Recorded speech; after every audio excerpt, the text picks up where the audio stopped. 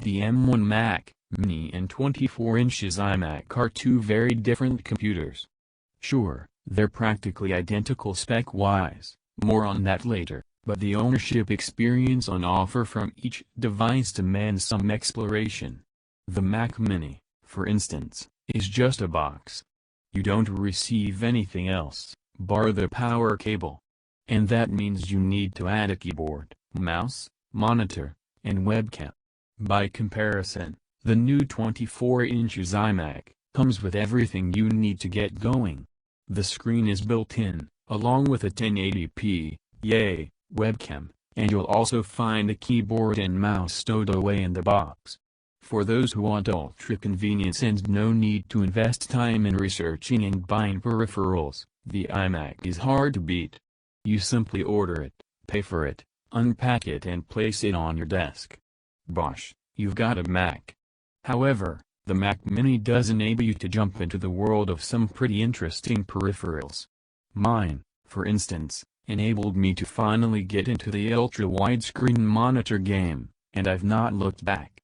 It has also helped me develop a passion for mechanical keyboards, something which has revolutionized the way I work and enjoy computing in general. Granted, you can technically attach all of these third-party peripherals to an iMac, but that's not really the point of Apple's all-in-one, although I'd urge you to try out a mechanical keyboard. Regardless, if you're space-constrained, both computers do an admirable job at conserving desk space, but there's no doubting that the Mac Mini's incredibly small footprint is one of its crowning glories if you're used to towering desktop PCs. You can't get a Mac Mini or 24 inches iMac which is more powerful than the other device. They're both essentially the exact same computer. They feature the M1 chip, options for 8GB or 16GB of RAM, and internal storage which ranges from 256GB right up to a massive 2TB. The only noticeable differences are a 7-core GPU option on the base-level iMac. Ignore anyone who says this will be an issue, it isn't, and an additional fan on the iMac. The latter is, once again, not something to concern yourself with. For whatever reason, Apple has decided the iMac might need two fans to keep it cool, possibly because of the inclusion of that Retina screen, but in my experience, these M1 machines never get hot, no matter what you throw at them. This article isn't the place for the 8GB versus 16GB of RAM debate, but I do have plenty of thoughts there, too. To all intents and purposes, the 24 inches iMac simply has an M1 Mac Mini squashed into its chin. So, the choice between the two again comes down to the all-in-one versus separate decision. But, there is one other big difference between the two. Nothing beats an iMac screen at the price.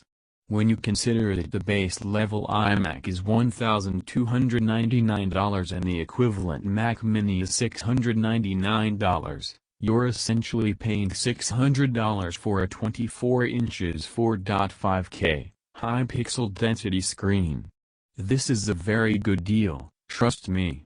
It's why I'll always push back on anyone who says iMacs are typical Apple expensive. The inclusion of such a wonderful screen makes it a bit of a bargain, in my book. For instance, if you want anything that offers anywhere near the same color depth, sharpness, and brightness at the same price, you have to opt for the LG Ultrafine. But that's dreadfully ugly and has never been particularly well received by reviewers. The other options get very expensive indeed. For example, if you want an ultra-widescreen monitor which features Retina-level sharpness, you'll have to spend well over $1,000. And that pushes up the price of a Mac Mini somewhat, doesn't it? The iMac's Retina display is as crisp as the one on your iPhone, plenty bright enough at 500 nits and wonderfully rich, thanks to a P3 color space. If you want the best possible screen for the price and no messy cables, the iMac is the one to go for, hands down. If you're into colorful computing, you might be a little disappointed to discover that the Mac Mini is only available in silver. The iMac, by comparison, is available in 7 vibrant colors, Although you'll have to stump up an extra $200 to get orange or purple, no, really. The iMac also features a 1080p webcam, which is a big improvement over the outgoing generation. You'll need to buy a third-party webcam if you opt for the Mac Mini, and while that opens up your options somewhat, it is yet another purchase you don't have to make with the iMac. When it comes to ports, the base-level Mac Mini offers Gigabit Ethernet, whereas the iMac only offers this as an upgradable option. This probably won't matter for most people, but if connecting your computer directly to your router is preferable, it's definitely a consideration. The Mac Mini features two USB-A ports alongside two Thunderbolt USB 4 ports, whereas the iMac only offers two of the latter on its base version and two extra USB 3 ports if you upgrade to the next model up. You can, of course, buy dongles for either machine, but if you're the sort of user who has specific peripherals that need connecting, the comparatively different connectivity offered by either device will need some consideration. If playing audio through your computer is something you enjoy doing, there's no contest. The M1 Mac Mini's speaker is absolutely dreadful. By comparison, the iMac has been refined by Apple's talented audio team and will outperform the Mac Minis without breaking a sweat. It may not be quite as room-filling as Apple suggests, but the iMac's audio capabilities will leave the Mac Mini with its tail between its legs. Lastly, the new iMac is available with a Magic Keyboard featuring Touch ID.